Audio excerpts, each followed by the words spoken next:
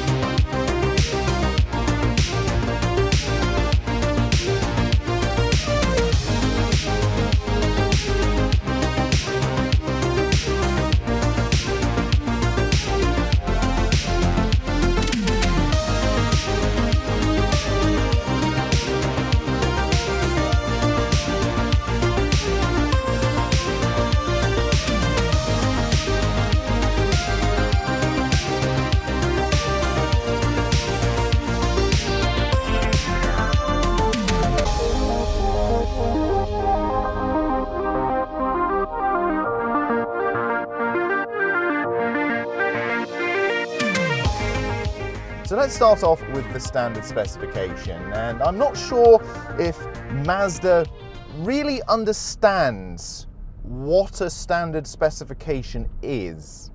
There are three flavors of trim to choose from. You have SEL, Sport, and GT, and the one we're in now is a Sport. The standard specification on the car, as I mentioned, isn't really a standard specification at all. So you get front and rear sensors, you get a reversing camera, you get LED lights, auto dipping LED lights, of course LED daytime running lights as well. You get the sat-nav with 5 years worth of updates, you get radar guided cruise control, you get auto lights and auto wipers, you get command hub down here, you get the cork, you get a smattering of leatherette all over the place, but with cloth seats. You get automatic air conditioning.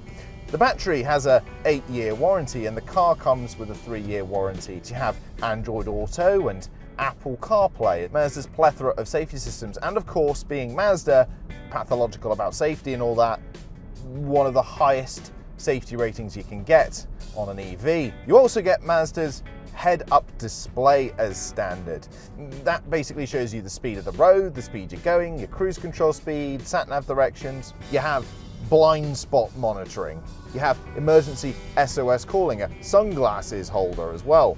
The car, even at its base price, which at the time of filming is, with the grant, around about 26 to 26,500 pounds, you get a battery heater and cooler. That will help longevity of the battery, of course, and indeed mean that on cold days you shouldn't have to suffer too much range anxiety at all.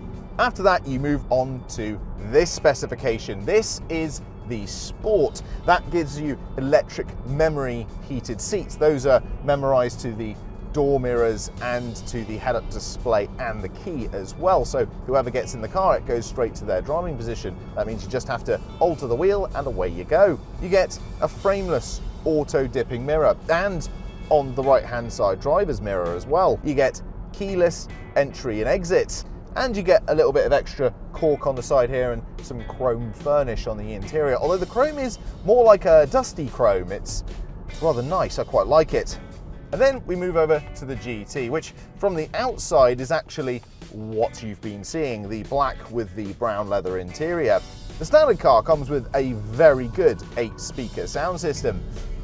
But Mazda thought that in a medium to small car that wasn't enough, so they give you a 12-speaker Bose sound system with a subwoofer. It also gives you a electric sunshine roof, a 360-degree reversing camera, even more safety tech, and a heated steering wheel.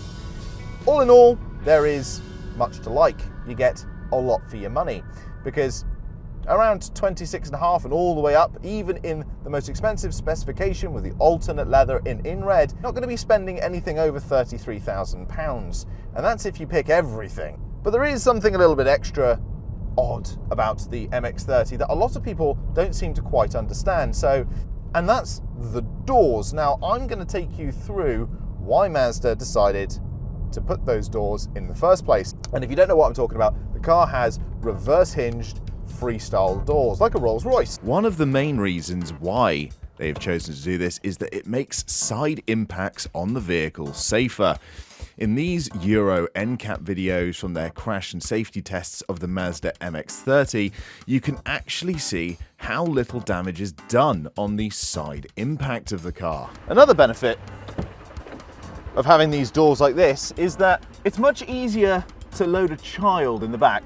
And let me show you. All you need is to pull this tab down here. That makes the seat go forward and gives you much easier access. And then we need a child. This is Chonk, the sea lion, and he's going to be our child for today. So rather than having to work around the pillar, which is obviously not here, we can simply go in, pop Chonk in there, where he's all nice and happy, ready for his trip. And obviously this makes things a lot easier if the child is kicking or screaming, but luckily for us, Chonk is a very well-behaved seal, so not too much problems there. So the Mazda's MX30's batteries then. The car starts at around £26,500 at the current time of this recording, which is very reasonable for an electric car. However, they have fitted a slightly smaller battery than what most people would have expected, a 35.5 kilowatt hour battery that will give you, at the motor anyway, around 145 PS. Now, Mazda have done this for several reasons. A, it means that you can have a near full-sized SUV for around £26,500 that's fully electrified and has Mazda's infamous build quality. It also means it doesn't take that long to rapid charge. And on a 50 kilowatt hour charger, you can get to nearly 80% in just 20 minutes, giving you a very, very quick boost. As I'm trundling along right now at 40 miles an hour, this is a 50 mile an hour road, I put my foot down and we start accelerating off, and I'm now cruising at 50. There's no gearbox, even though it effectively drives the same as an automatic. The regen paddles I can pull to slow down, recharging myself as I just have. Or alternatively, I can use the radar cruise, which will effectively automate the regen charging process. But let's switch the camera over and see what's what, shall we? Now, the car that we've got with us today is a sport, so we've got plenty of things to talk about the drive. You also may just about be able to see the head-up display in front of us. That's showing the speed of the road, the speed I'm going, and my radar cruise speed as well. Now, the first thing you notice when you jump into the Mazda MX-30 is, of course, the fit and finish, the quality of everything. A Mazda isn't a Mazda unless it drives well, and the way it handles these corners that boggles the mind. I am in a high-up SUV. This car should not feel this well to drive. Half of that is down to the fact that the batteries are low down in the ground. Mazda have got their EG vectoring control system. This shifts torque around the wheels as I'm inputting it into the steering wheel, which basically makes the car corner more level. The car doesn't feel, even though I'm sitting nice and high up, like a lumbering SUV. It feels like a nimble little sports car in a way.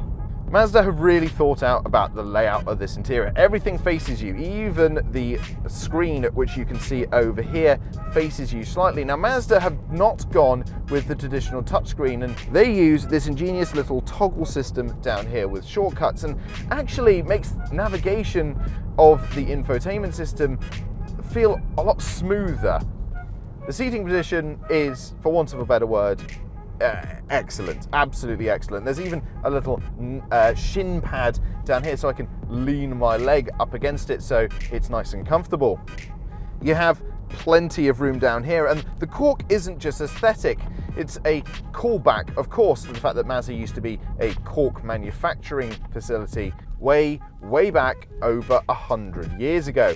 But it actually is very utilitarian as well, because it's very difficult to stain. You don't have to treat it with anything, but more importantly, the cork actually grips things really well. So when you throw your phone down there or anything else, it doesn't move around, it just sticks there. It's great.